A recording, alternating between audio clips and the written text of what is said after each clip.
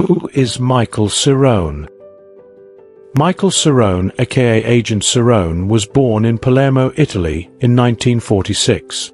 As a child, he frolicked in the tulip fields and occasionally slaughtered goats with his bare hands.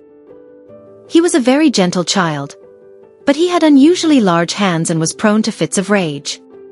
Michael was born to Eduardo de Leon III, who sired his mistress Angelina Amico of Sicily, and was raised by his grandmother in Naples. The details of my life are quite inconsequential. Very well, where do I begin? My father was a relentlessly self-improving boulangerie owner from Belgium with low-grade narcolepsy and a penchant for buggery. My mother was a 15-year-old French prostitute named Chloe with webbed feet.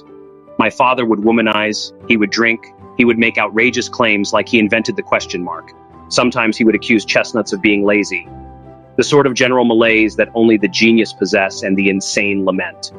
My childhood was typical. Summers in Rangoon, luge lessons. In the spring we'd make meat helmets. When I was insolent, I was placed in a burlap bag and beaten with reeds. Pretty standard, really. At the age of 12, I received my first scribe. At the age of 14, a Zoroastrian named Vilma ritualistically shaved my testicles. There really is nothing like a shorn scrotum. It's breathtaking. I suggest you try it. The details surrounding Agent Cerrone's career are murky at best and scandalous at worst. He has been an FBI agent, a therapist, an anal rapist, and even a doctor. Bizarrely enough, this has made him a bona fide YouTube celebrity. What do you guys know about him? I mean, the man walks with an air of confidence. It's rarely seen in this day and age. He has t-shirts, action figures, comic books, video games, and even movies in his likeness. There is even a full-blown syndicated TV show based on his mythos. Michael first came into prominence as a sleeper agent for the Vegas Valley Community Watch crime family. He would sit amongst them as if he were a member, quietly taking notes in his spiral notebook and sending it to the authorities and his handler. It was all part of my master troll. Convinced them that the IA imposters were making me look like a bungling oaf. Picking my nose to deliberately distract them when my cover was nearly blown. It was truly a precarious situation. First, I got that disgusting midget Joseph to divulge all the details of his daily routine. I feigned interest while my stomach was churning, night after night of the same drivel. I took up drinking on the job just to get through this assignment. Things got hairy when Tommy DTV, that triangle-faced fuck, almost gave away the game, but I judo chopped him into oblivion. After the fall of the Amico Empire, Michael took solace under the Hand Banana Republic. This relationship is tenuous at best and often ends, repairs, and then ends again. Animosity remains high. For a brief period of time, Michael traveled the barren wasteland of YouTube seeking shelter.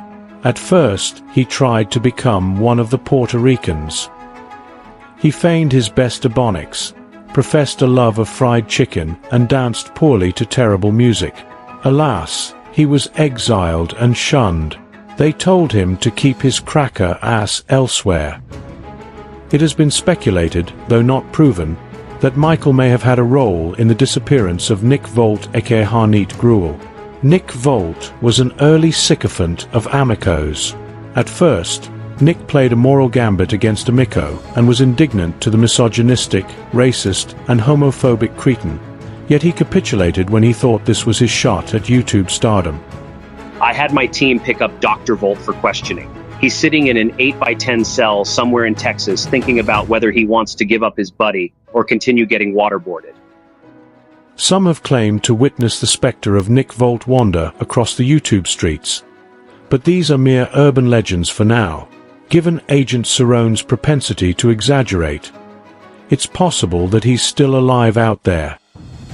There have been many biographers documenting the legend of Cerrone, Proby, Combat Wombat, the National Enquirer among them. We record this information for future generations so that they may know where this greatness originated. Thank you for supporting Agent Cerrone's fight for truth, justice, and the American way. Godspeed.